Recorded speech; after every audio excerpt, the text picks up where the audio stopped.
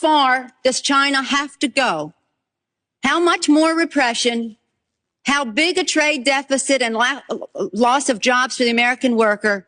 And how much more dangerous proliferation has to exist before members of this House of Representatives will say, I will not endorse the status quo?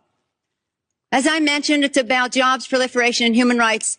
And there are those who say we shouldn't link human rights and trade and proliferation and trade. I disagree.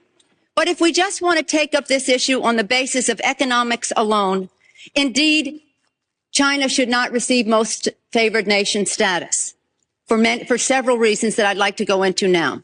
I'd like to call the attention of our colleagues to this chart on the status quo that the business community is asking each and every one of us to endorse today.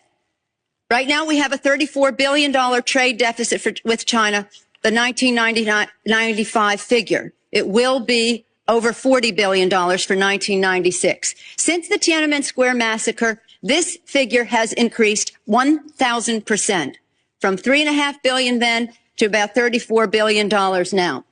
In terms of tariffs, I think it's interesting to note that the average U.S. MFN tariff on Chinese goods coming into the United States is 2%, whereas the average Chinese MFN tariff on U.S. goods going into China is 35%. Is that reciprocal?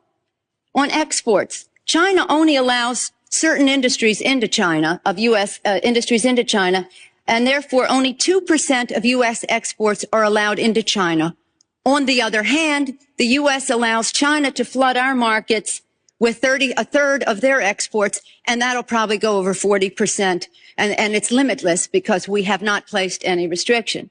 In terms of jobs, this is the biggest and cruelest hoax of all. Not only do we not have market access, not only do they have prohibitive tariffs, not only are our exports not let in very specifically, but China benefits with at least 10 million jobs from U.S.-China trade. The president, in his statement requesting this special waiver, said that China trade supports 170,000 jobs in the United States, 170,000 jobs, whereas our imports from China support 10 million jobs at least. Fact is that U.S.-China trade is a job loser.